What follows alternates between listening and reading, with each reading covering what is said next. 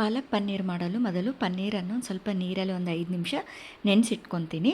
ಆಮೇಲೆ ಅದು ನಮ್ಗೆ ಯಾವ ಸೈಜ್ ಬೇಕೋ ಆ ಸೈಜ್ಗೆ ಆರಾಮಾಗಿ ಕಟ್ ಮಾಡ್ಕೊಳಕ್ಕೆ ಬರುತ್ತೆ, ಇಲ್ಲಾಂದರೆ ಗಟ್ಟಿಯಾಗಿರುತ್ತೆ. ಈ ಥರ ಕಟ್ ಮಾಡಿಕೊಂಡು ಇದರಲ್ಲಿ ಸ್ವಲ್ಪ ಎಣ್ಣೆ, ಉಪ್ಪು, ಖಾರ ಹಾಕಿ ಈ ಥರ ಕಲಸಿಟ್ಕೊಂಡ್ರೆ ಒಳಗಡೆ ಸಪ್ಪೆ ಸಪ್ಪೆ ಅನಿಸೋಲ್ಲ.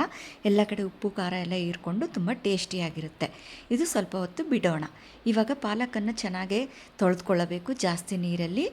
ಸ್ವಲ್ಪ ನೀರು ಜಾಸ್ತಿ ಇತ್ತು ಅಂದ್ರೆಗಿನ ಚೆನ್ನಾಗಿ ಕೆಳಗಡೆ ಮಣ್ಣೆಲ್ಲ ಕೆಳಗಡೆ ಕೂತ್ಕೊಳ್ಳುತ್ತೆ. ನಾನು ಕಡ್ಡಿ ಸಹಿತ ಎಲ್ಲ ಸೊಪ್ಪನ್ನು ತೊಗೊಂಡಿದ್ದೇನೆ. ಇದರಲ್ಲಿ ಸ್ವಲ್ಪ ಹಸಿಮೆಣಸಿನ್ಕಾಯಿ ಹಾಕ್ಬಿಟ್ಟು ಒಂಚೂರು ನೀರು ಆ್ಯಡ್ ಮಾಡಿಬಿಟ್ಟು ಒಲೆ ಹಚ್ಚಿ ಕುದಿಯಲು ಬಿಡುತ್ತೇನೆ. ಇದು ಒಂದು 2 ನಿಮಿಷ ಆದ ನಂತರ ಅಷ್ಟರೊಳಗೆ ಒಂದು 6 ಗೋಡಂಬಿಯನ್ನು ನೆನೆಸಿಟ್ಕೊಂಡಿದ್ದೇನೆ. ಇವಾಗ ಕೆಳಗ ಮೇಲೆ ಮಾಡಬೇಕು. ಕೆಳಗಡೆ ಎಲ್ಲ ಸ್ವಲ್ಪ ಬೆಂದಿರುತ್ತೆ, ಮೇಲೆ ಬೆಂದಿರೋಲ್ಲ. ಸೊ ಹಾಗಾಗಿ ಈ ಥರ ಮಾಡೋದ್ರಿಂದ 2 ಕಡೆ ಚೆನ್ನಾಗಿ ಬೇಯುತ್ತೆ. 1-2 ನಿಮಿಷ ಕುದಿಯಲು ಬಿಡುತ್ತಾ ಇದ್ದೇನೆ. ಇವಾಗ ಎಲ್ಲ ಚೆನ್ನಾಗಿ ಬೆಂದಿದೆ. ಇದನ್ನು ಆರಲು ಬಿಡಬೇಕು. ಇದಕ್ಕೆ ಸ್ವಲ್ಪ ಟೇಸ್ಟಿ ಮತ್ತು ಕಲರ್ ಹಾಗೆ ಇರೋದಕ್ಕೆ ಸ್ವಲ್ಪ ಸಕ್ಕರೆನ ಆ್ಯಡ್ ಮಾಡ್ತಾಯಿದ್ದೀನಿ. ಒಗ್ಗರಣೆಗೆ ಎಣ್ಣೆ, ಸಾಸಿವೆ, ಜೀರಿಗೆ, ಕರಿಬೇವು, ಸಣ್ಣಗೆ ಹಚ್ಚಿರುವಂಥ ಆನಿಯನು, ಇದು ಬೇಗ ಬೇಯಲು ಅರಿಶಿನ ಮತ್ತು ಉಪ್ಪನ್ನು ಹಾಕಿಬಿಟ್ಟು ಚೆನ್ನಾಗಿ ಕಲಿಸಿ ಸಣ್ಣ ಊರಿಗೆ ಮುಚ್ಚಿಡುತ್ತೇನೆ. ಈ ಥರ 2 ನಿಮಿಷಕ್ಕೆ ಕಲಿಸ್ತಾ ಇರ್ತೇನೆ. ಇವಾಗ ಟೊಮೆಟೊ ಹಣ್ಣನ್ನ ಮಿಕ್ಸಿ ಮಾಡ್ಕೋಬೇಕು. ಇವಾಗ ಸ್ವಲ್ಪ ಇದು ಬೆಂದ ನಂತರ ಅಲ್ಲ ಬೆಳ್ಳುಳ್ಳಿ ಪೇಸ್ಟ್ ರೆಡಿ ಅಥವಾ ಮನೇಲಿ ಮಾಡಿಟ್ಕೊಂಡಿರುತ್ತೆ ಯಾವುದಾದ್ರೂ ಹಾಕ್ಬೋದು. ಇದನ್ನು ಚೆನ್ನಾಗಿ ಮಿಕ್ಸ್ ಮಾಡಿ ಮತ್ತೆ ಸ್ವಲ್ಪ ಕುದಿಯಲು ಬಿಡಬೇಕು.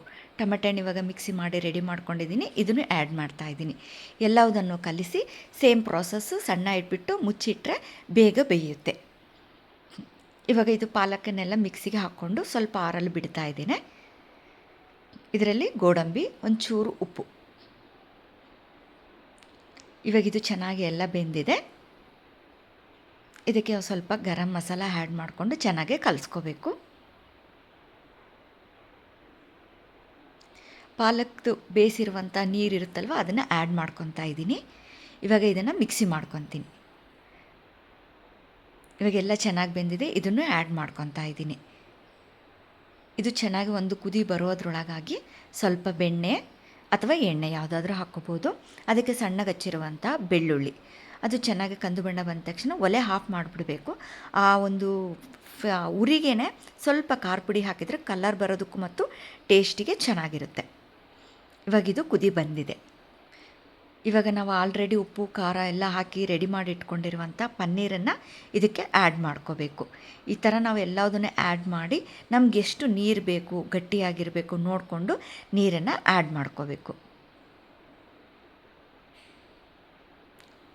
ಈ ಥರ ಎಲ್ಲದನ್ನು ಚೆನ್ನಾಗಿ ಮಿಕ್ಸ್ ಮಾಡಿ ಒಂದು ಕುದಿ ಬರಲು ಬಿಡಬೇಕು.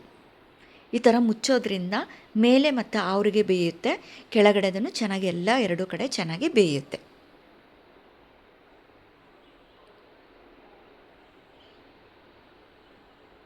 ಇವಾಗ ಇದು ಚೆನ್ನಾಗಿ ಕುದ್ದಿದೆ. ನಾನು ಆಫ್ ಮಾಡ್ತಾ ಇದ್ದೀನಿ. ಈ ಒಗ್ಗರಣೆನ ಅಥವಾ ಅದರಲ್ಲಿ ಮಿಕ್ಸ್ ಮಾಡ್ಬೋದು ಅಥವಾ ಒಗ್ಗರಣೆಯಲ್ಲಿ ಇದನ್ನಾದರೂ ಮಿಕ್ಸ್ ಮಾಡ್ಕೋಬೋದು. ಈ ಥರ ಎಲ್ಲ ಚೆನ್ನಾಗಿ ಕಲಿಸಿದರೆ ಇವಾಗ ಟೇಸ್ಟಿಯಾದಂತಹ ಪಾಲಕ್ ಪನ್ನೀರ್ ಜೊತೆಗೆ ಹುಳಿ ಬೇಕು ಅಂದರೆ ನಿಂಬೆಹಣ್ಣಿನ ರಸನ ಆ್ಯಡ್ ಮಾಡ್ಕೋಬೋದು. ಇದಕ್ಕೆ ಜೊತೆಗೆ ಆನಿಯನ್ನು, ಕ್ಯಾರೆಟು ನಂಚ್ಕೊಂಡು ತಿನ್ನೋಕ್ಕೆ ಚೆನ್ನಾಗಿರುತ್ತೆ. ಇದು ಕುಲ್ಚಾ, ಚಪಾತಿ ಎಲ್ಲದ್ರ ಜೊತೆಗೂ ಅನ್ನದ ಜೊತೆಗೂ ಟೇಸ್ಟಿಯಾಗಿರುತ್ತೆ.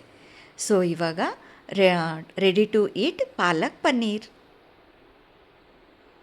ಟೇಸ್ಟ್ ಹೇಗಿದೆ ಟ್ರೈ ಮಾಡಿಬಿಟ್ಟು ಹೇಳಿ.